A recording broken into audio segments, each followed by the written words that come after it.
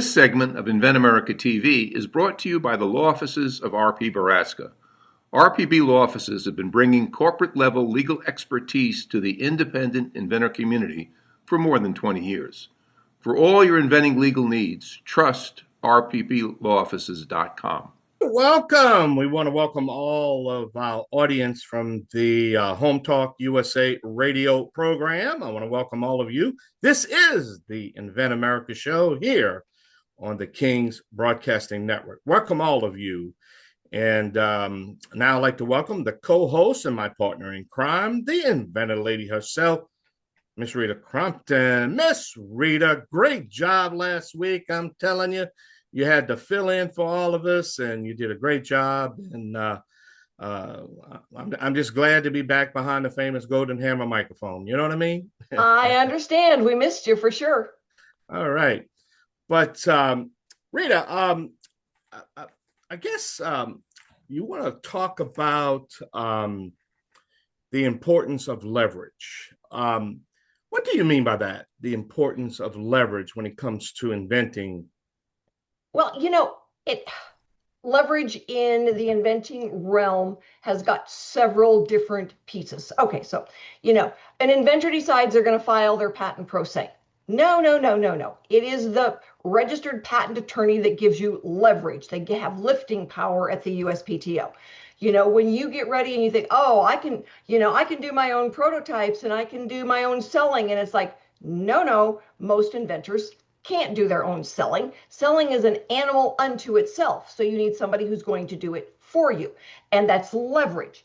And so when you're the inventor, you want to say, all right, this is my strong suit. This is where I have the connections. And then you want to be able to say, and this is where I don't. And so you want to go out there and look for that leverage in different areas.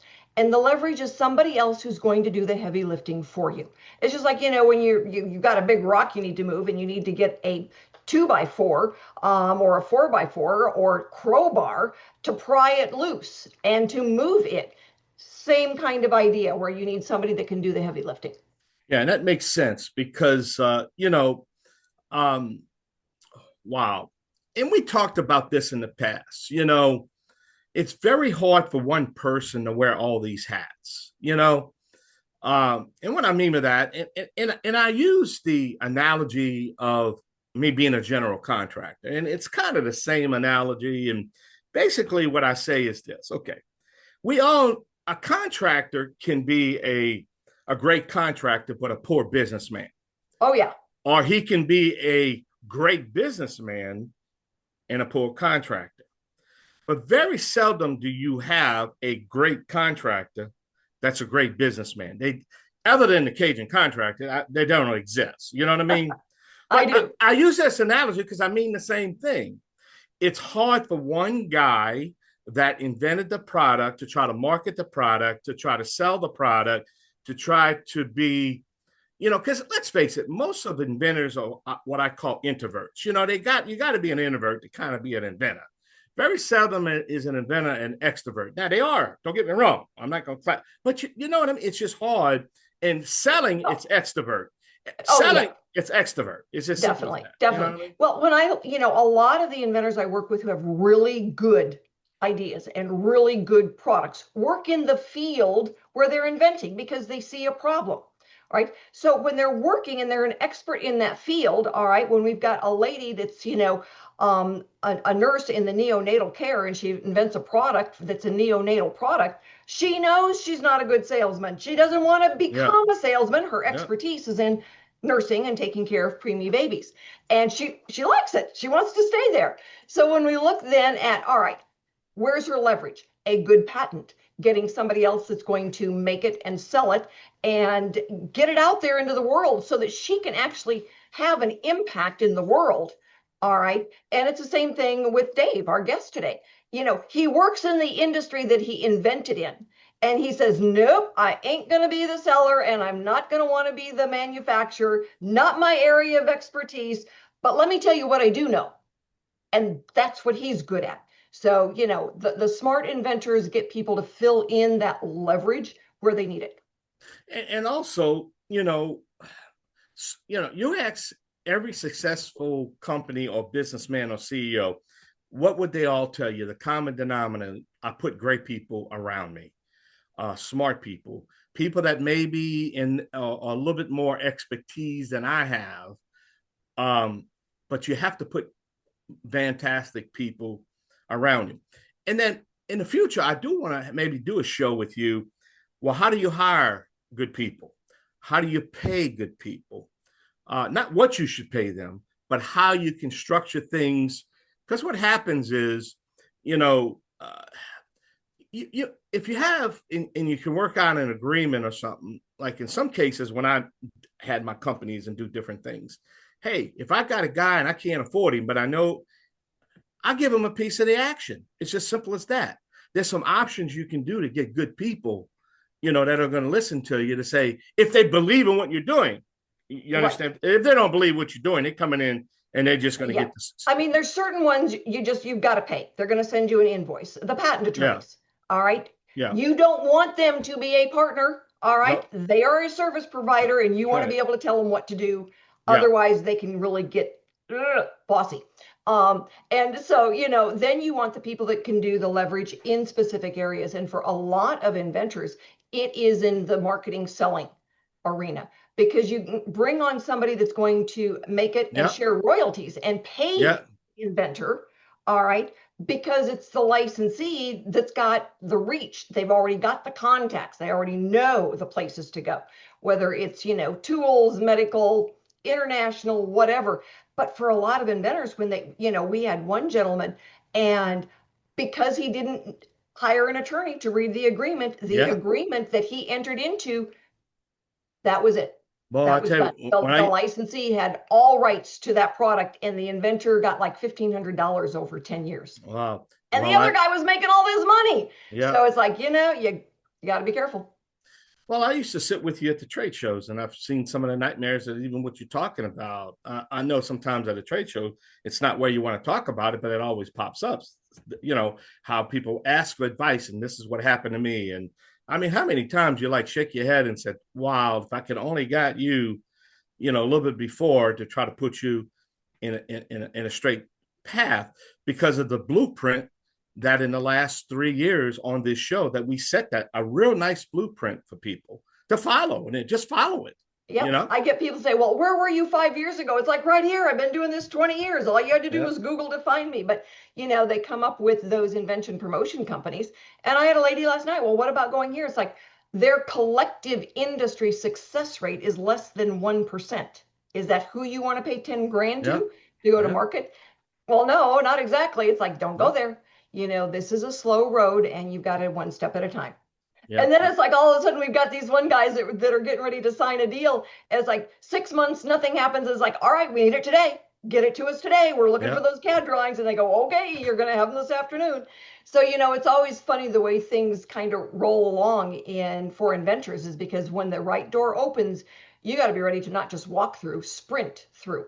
Well, that's how important leverage really is when you practice this system, and maybe cookie cutter the system itself. Don't stray from it. When you come, what is this? Once you get that successful marketing plan down, you know, or, you know, in place, stay with it. Don't divert, you know, just stay with, you know, and look, Rita, we talked about this off the air many times, and, you know, these get rich quick schemes, you know, in our lives, you know, it's how many times it's like, you know, if you're in there to try to get rich, or it's a get rich scheme, or you just don't understand, you put the product out there, the money's going to come. It is, and it's going to be a slow flow. All right. Wow. It's going to be consistent. That's what you want. You know, it's the tortoise and the hare. Did you want to be the tortoise or did you want to be the hare and end up on the dinner table? And so, you know, it's slow and steady wins the race. And the secret in life is to not be too greedy. A very important man in my life taught me that years ago. And it's, you know, what makes sense. All right. Well, Rita, we're going to have to take a short break. We're going to have to pay some bills. You're listening to the InventAmerica show here on the HomeTalk Radio Network. And we're going to be right back with our first guest, first topic right here. Because as the Inventor Lady always says, America invents. We're going to be right back. Y'all come back now, you hear? This segment of InventAmerica TV is brought to you by SearchQuest Patent Search. SearchQuest provides for a comprehensive patent search that searches the entire world and not just the U.S. Patent Office. Make sure that before you spend those big bucks having a patent written, you've done your due diligence by getting a comprehensive patent search. Use SearchQuestPatents.com for all your patent search needs.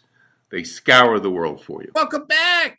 This is the Invent America show here on the King's Broadcasting Network, a part of the HomeTalk USA radio family. And along with the inventing lady herself, Miss Rita Crompton, I want to welcome all of you back. Now, Rita, I tell you, we have to hear from some of our sponsors. Who's sponsoring this segment? This segment is brought to you by TrueView. It is the only accurate 3D real-time imaging blind spot. We have all had that semi come up right next to us, on the driver's side, scare the daylights out of us. Well, the TrueView stops all that. You know exactly where that vehicle is. You know exactly how large it is and when it's going to come up into your peripheral vision. Cargocatch.com is where you can go and get your TrueView mirror. So my guest for this segment is David Crouch, and David is the inventor of the Sanova suitcase. He is a long-time baggage handler, so he is inventing in the industry that he knows. And, a suitcase is just a suitcase until you can't find it when you arrive at your destination. Right, David? That is correct. Okay, so what is Sanova? Sanova is a travel solution brand company. It's not just a suitcase. It's a solution to lost luggage.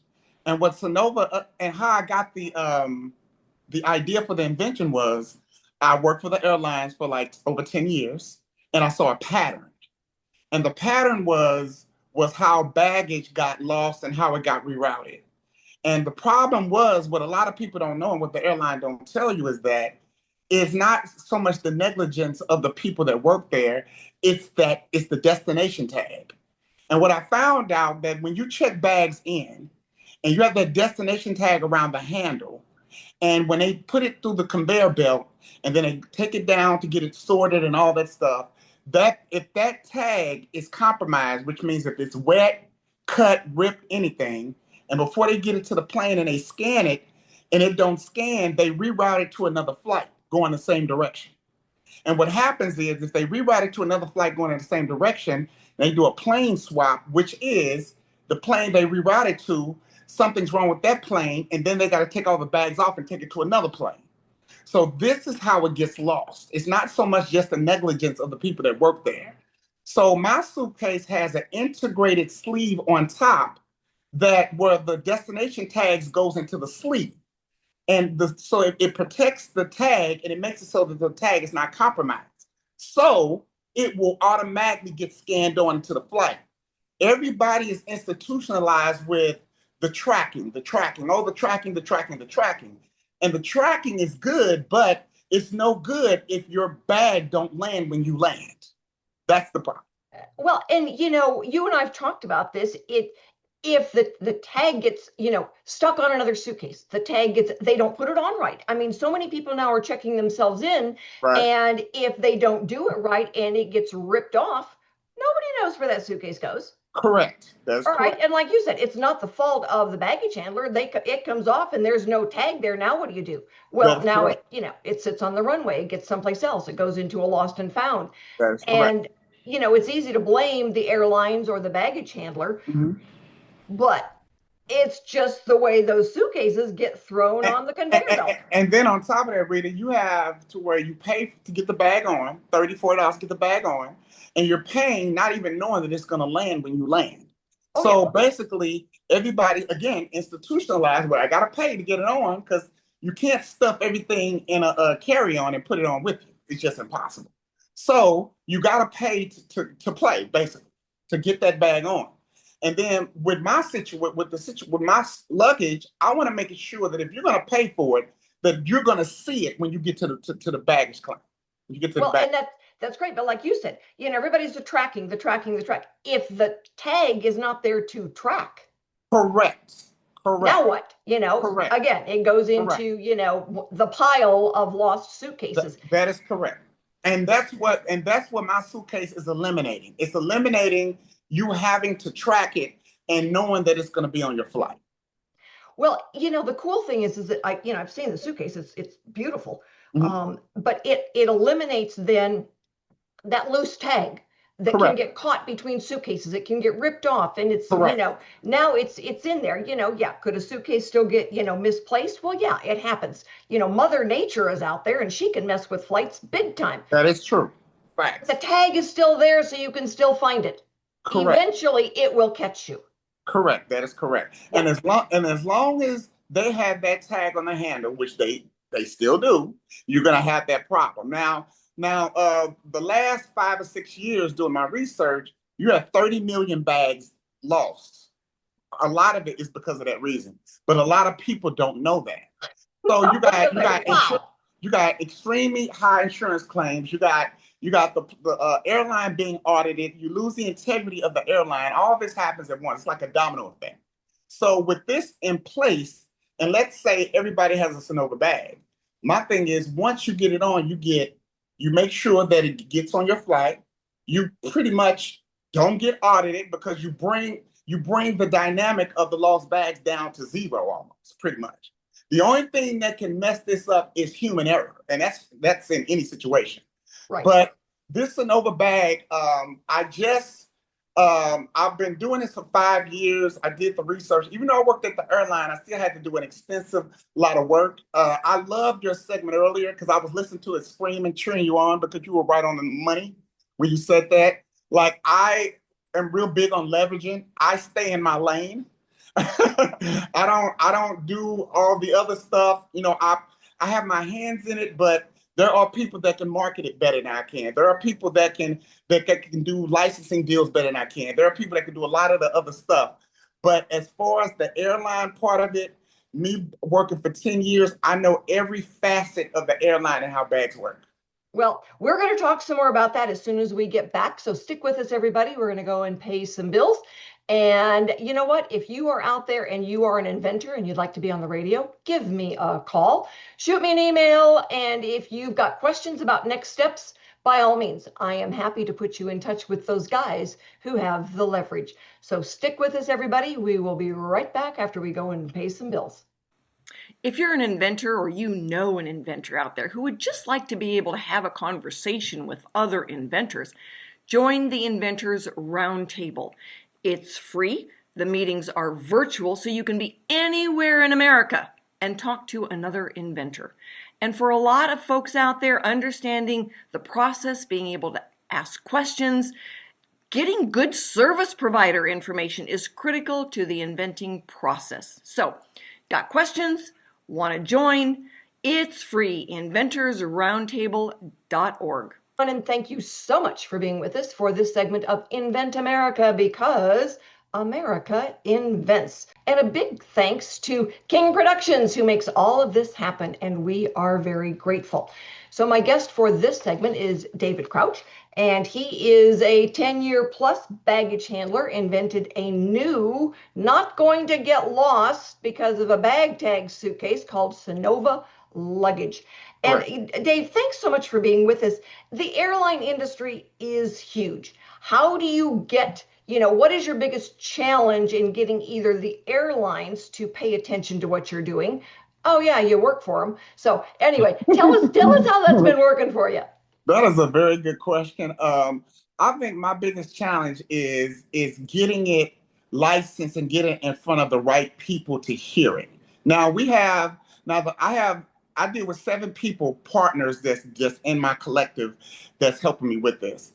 And we have meetings scheduled with Southwest Airlines. We have another meeting scheduled with Delta Airlines, potentially like a co-branding deal. And we have there's been talks. Our manufacturing company, one of their clients is the Jordan brand. So they're going to talk to the Jordan brand because they're coming out with suitcases that potentially want our sleeve to be licensed on their luggage. So we have people in place doing it. But the thing about it is being in front of the right people to really scale it and get get it licensed. That's where we're at right now. We're doing a lot of pre-sales. We're starting our pre-sale launch this week, which I'm really excited about. But the only thing is about getting in front of the right people that's going to really push it like we really need it right now. Well, and like you'd said when we were discussing this last week, is that, when you can get an airlines to endorse it, that's Correct. huge. Absolutely. They may not be interested in licensing it because they sell airline tickets, not luggage. Correct. But their endorsement of the product is Absolutely. huge for you. So that when you do go to one of those luggage manufacturers, that you can say, here's the airlines that are going to be backing us. Absolutely. That's huge. That's called leverage. Yes, absolutely. And so, when, I suggested that you go then when you've gathered your information and your data back from the airlines, and you go and maybe be able to get teed up to present at a conference about, travel, luggage, airlines, whatever. Correct. Now you've got an audience, and that is also considered leverage. Correct. That is correct. Our goal is to eventually this be the new standard. Like when you have the suitcases out now, the new standard was the 360-degree wheels and the handle, the extended handle, which are the standards on the suitcase right now. But I wanted to where this sleeve is the new standard, to where you can't get on a flight unless you have this sleeve integrated in your on your luggage. Now, I've had people come to me about, hey, Dave, can you just buy something separate and you just slap it on there? No, you cannot. Because how they do those luggages, it wouldn't last 6 months. So it has to be integrated on the luggage, and they're required to be licensed. The, even the last time I traveled, I could track it, Mm-hmm. all right. But if the tag's not there, you can't track anything. That is correct. It just disappeared. That is correct. So what this does is protects all your information for it to get to the final destination. And that was the main reason why we even, how the idea even came to place. And I'm just thankful that I got people that believe in what we're doing, and we're going to make it happen. So the airline that you work for, what kind of feedback have they been giving you, or the other airlines that you've talked to? What's the feedback been? That is a very good question. I have, because I'm going to tell you the quick story about it. When I worked for Southwest Airlines, I ended up getting hurt and I couldn't work there anymore.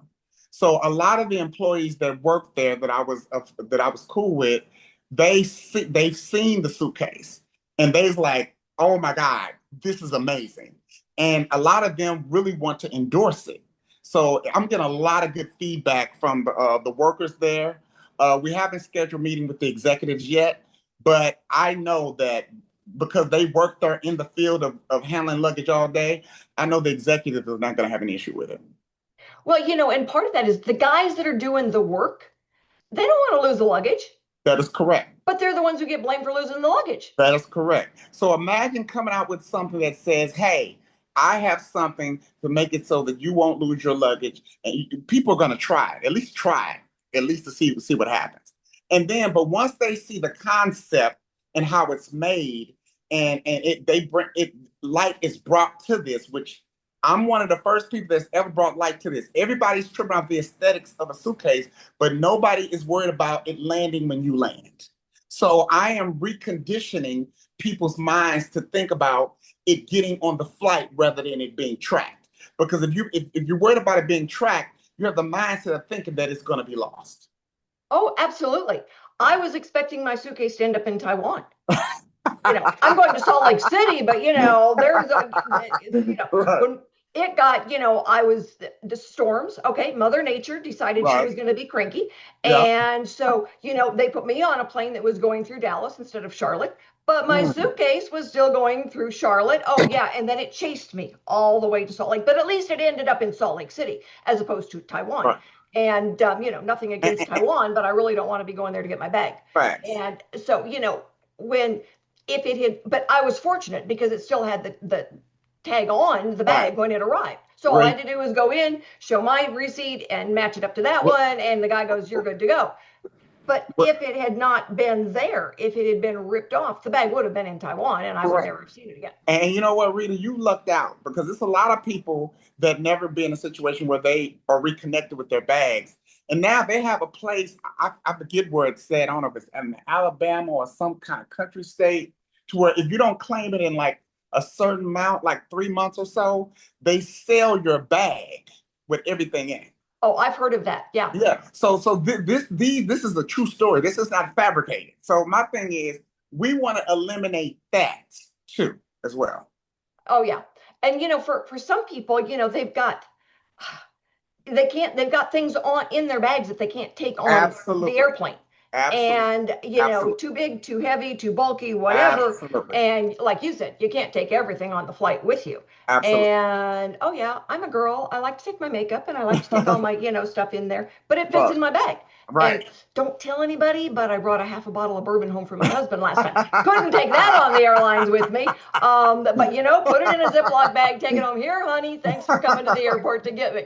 And but there's just things that you put in a bag to check a bag. You pay them, like you said, an extra $40 besides your ticket to take your bag and to make sure it gets there is kind of the whole idea. That is correct. All right, so what's the next immediate? Is it the meetings with Southwest and Delta? Is that where you and your team are going? It's the meeting with Southwest and Delta and doing the pre-sale launch. We also have we're doing an email blast. We're doing 1,000 email blasts per day. But I have an amazing team that helps me with it. So we have people in place that do certain things. We have people that do the email blast. We have people that's pushing the pre-sale launch on all social medias. We have the meetings that we're almost scheduled with Delta and Southwest. So we have a lot of things going on this week. This is going to be a premier week for us. Well, and you are teed up to get a bunch of those made, all right, so that you can actually get testing done with a couple of the airlines. Absolutely. And that's leverage in and of itself. Absolutely. Being able to say, here, take these suitcases and test these and give us the feedback. Huge leverage. There's so many inventors that don't have that as an option. Absolutely. And so when you've got the connection to the airlines, you're able to do the test run with the bags, really great leverage, Dave. And, I just wish you guys the best. Being somebody who travels, don't like losing my luggage, and I always pay to check my bags. Right. So anyway, thank you so much for being on with us, and we will get you back. We want to follow up and see how things are going with you. Stick with us, everybody. We're going to be right back with our industry expert, Mike Ryan. He knows all about leverage. And if you're out there and you're an inventor and you need some help, all right, give us a call, because we know the people that can help you, whether it's legal, money, launching, marketing, whatever. Let us know. We will be right back with Mike Ryan. TrueUp, easiest way to hang your pictures. We all know how stressful picture hanging can get. TrueUp comes with everything you need to level and hang pictures with no damage and no mess. Just peel, apply the adhesive to the back of the TrueUp mount and press firmly. Remove the remaining adhesive. Use the level and press and hold for 3 to 5 seconds to attach the TrueUp mount to your wall with a strong hold. The TrueUp frame adapter is compatible with most frames on the market. Apply the adhesive strip to the adapter, stick, and your frame hangs easily on the wall mount. This lets you adjust your picture side to side for perfect placement every time. The possibilities are limitless, and it's easy on your walls. Picture hanging can be truly a one-person job. TrueUp, the future of hanging is here. And thank you so much for being with us for this segment of Invent America, because America invents. This segment is brought to you by RPB Law Offices. RPB Law Offices has been bringing corporate level legal expertise to the independent inventor community for more than 20 years. So for all your inventing legal needs, you can trust RPB Law Offices. And my industry expert for this segment is Mike Ryan, CEO and founder of Pronto Launch. He's got that leverage thing that we talk about frequently on the marketing side of things and the outreach for a lot of inventors. Selling is the hardest thing that they can do. And Mike's the man to go to. Mike, thanks for being with me today. Well, thanks for having me. So give our listeners, what is Pronto Launch? Essentially, Pronto Launch is a global product acquisition advisory company. We work with inventors. We look for new, unique products that change the industry, and we help scale it, make it profitable and productive, and create it into a successful brand. So why is leverage something that's kind of a new concept to inventors, and why is it so important? Leverage is important, but one of the things that I know all your segments was focused on leverage, but part of leverage is credibility. You just don't get leverage. How you get leverage is by being out there and saying what you mean and meaning what you say. I'll give an example is that one client that we're working with right now, they're the largest distributor in the retail market over in the Oceanic area, which consists of um, um, um, your New Zealand and Australia and so forth. Well, they want people who can bring them products, but also they want you to deliver on it. Can you sell it, market, ship it? Can you support the program? Can you? And that's the key. So through our contacts that we've had is that it allowed us to create leverage to allow us to what we call, we're not a one item company. This one company in Australia, that one company, they have 500-600 stores. So we're going to bring them 5, 6, 7 different products, and they want to look up at us as a way that we can constantly give them a steady flow of products. So that leverage by them saying to us, hey, if you produce for us, we'll keep on bringing you product. And then they have confidence in us because we're bringing a product, quality products, unique product, and we have the ability to keep that steady stream going and making it productive and profitable for both of us. I think a lot of inventors, and they say, well, I'll just use social media, and they don't realize that social media is a monster. It can be really hard to manage, hard to understand and learn, and just a royal predator. And they don't realize it. They just think, oh, I'll build a website and I'll go out and do social media and I won't have to pay anything. Holy mackerel. It can eat a budget faster than anything else. I've never seen an octopus be able to eat so much as I have with social media. Social media is important. It's that initial step. It's like creating a campfire, as I often say. You can get started on it, but you need something to sustain that. Even if you have the leverage, you need to produce yourself every day. You need to provide that service every day. We live in a world of what have you done for me lately? You can have great products, but companies, whatever, regardless of what the product is, go from $0 to $1 million. That's one thing. Go for a $2-3 million company, it gets harder. There's more challenges, and that's all part of that proving yourself on a day-to-day basis. And the leverage that we have is that we've shown people that, hey, whether you have a $1 million, $3 million, $5 million company, if you need to be acquired, if you need advisory help, we're able to do that across the board. And these guys have counted on us, and we have a track record to be able to produce that on a daily basis. Yeah, and I think, like with Dave, where he's been a baggage handler, so he knows the industry, he's got contacts in the airlines that gives him then, the outreach for that he needs. Where he admits he needs now is, the selling, the marketing, and the piece. So he can get the endorsements, which is really, really critical in getting a product out there. But airlines, they don't manufacture suitcases, but they can tell a manufacturer, we want this, so hustle it up. They've got then the bigger fist. What those companies want is that Dave mentioned a couple of things in the last segment. Opening up doors is one thing, all right, but you still got to keep on what I call feeding the tiger. All right, every day, every week, once you produce them, whether it's Nike or whatever, Jordan or whatever organization that is, they want to make sure their name's out there. They want to make sure that, yes, we could have the access. We have the resources for it. We could do all this for you, but can you grow with us? Can you sustain on a day-to-day basis? So, yes, we can help people scale it from day one, but also no matter how big they get, we can be that partner down the road that can keep that leverage strong. It only gets bigger. It doesn't get any harder. It actually, the bigger you get, if you're structured right, it actually, believe it or not, gets easier. It doesn't get harder, believe it or not. If you have, Michael King was mentioned earlier in the segment, is that we have a lot of people. Our infrastructure is phenomenal. We have 12 people to help run our businesses. It's critical that you need people in place to be able to run that for you, because one person, no matter how big you are, you're a $3-4 million company. 1-2 people cannot do all that work. You have to have the right people in place to be able to handle that growth, and you need to get it done. And it's just, everybody knows where their strength is, so that they, it's like, okay, this is what I do, and I need you to do your thing, and because one person doesn't do it all. You're exactly right.